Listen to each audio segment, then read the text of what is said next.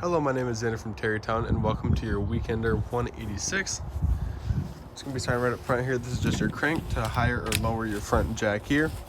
And then for your propane tank, all you got to do to open it is just turn left, and then you will then start to feed the propane through your camper. Moving along, you're going to have this for your stabilizer jacks here.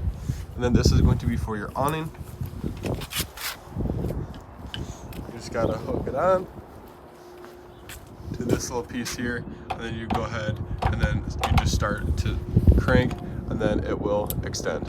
Obviously I can't really do it with one hand at the moment, but otherwise, and then to help it go out easier and start to move, pretty much when it starts to extend and move it up, you just gotta make sure that is opened up by pulling up just like that.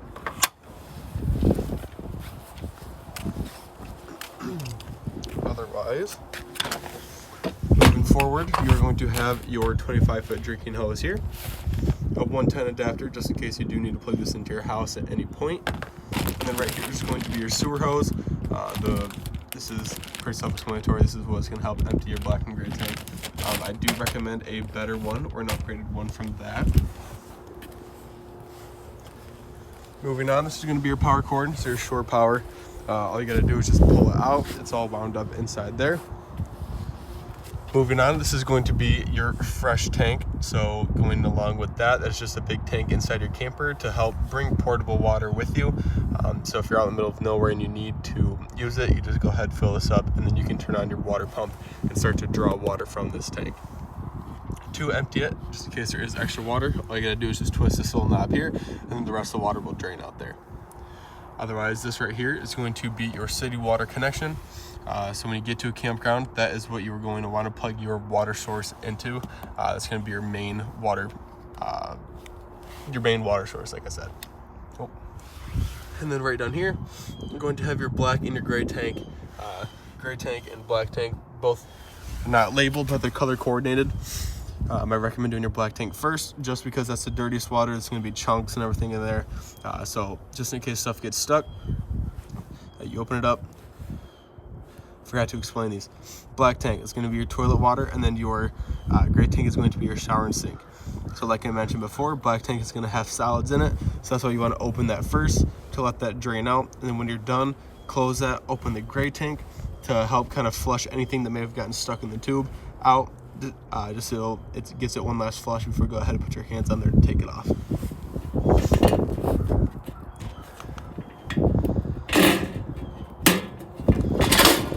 There we go.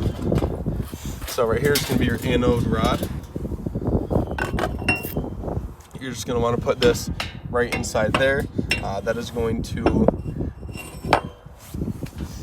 to protect your tank, so that's why it looks beaten up. It's because over time the hard water will eat at that rather than your tank, so you just want to make sure that's in. And then you're going to want to pilot it right here. So you just press in, start to turn the pilot on until it starts to kick in, and then there's an on button there.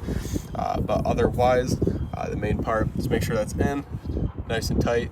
And then to empty it at any point, all you got to do is pull the pressure release to obviously release the pressure, and then you go ahead and pop this out. But otherwise, just plug that in, go to the inside of your camper, turn on the hot side of the faucet, make sure there's a steady flow of water and it's not chopping, and then you can go ahead and pilot it and then end up lighting it. Moving along to the other side, this is going to be your refrigerator, just in case you do need to access it. There's just little quarter turns, and then here's just for a little bit of extra liquid coming out that you don't got to worry about that. This is supposed to be here, it's not broken or anything. Otherwise, right down here, this is going to be your furnace exhaust. So your furnace heat is going to kick out of here. So just be careful with that, with kids, pets, stuff like that. You just want to make sure that no one burn themselves on that when that is on. Otherwise, right here, 110 outlets. And like I mentioned before, with the awning, turn there. Just make sure it's all loosened up, pulled out before you start to reel. Otherwise, moving on the inside, you're going to have your little porch light there. That little orange light, it's going to be kind of hard to see, but this is flicking on and off there. Moving on, you are going to have your keys. Black ones are going to be for your main doors, and then the baggage doors are going to be for, or the silver ones are going to be for your baggage doors. For this, you just press in, turn, you can hear the gas releasing, and then that's when you want to sit there and ignite it with a lighter. You're going to have your microwave there. And then for your fridge, just want to tap to turn on. It's going to choose the highest power source, so whether it's gas or electric. Right now I'm plugged in and the gas is off, so that's why it says auto.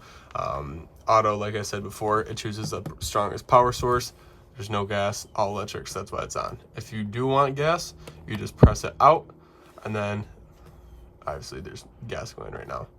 But otherwise, just press it in, it's going to choose, and then on off here.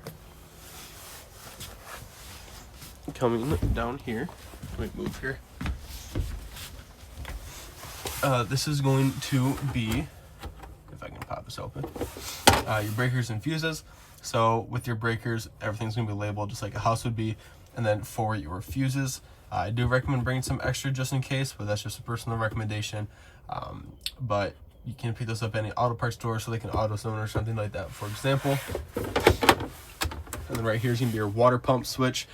So flick that on if you are going to need to use your fresh tank like I mentioned before. But all you got to do is flip that on, and then that'll start to draw the water. For your heat, you just pop this, if it'll move.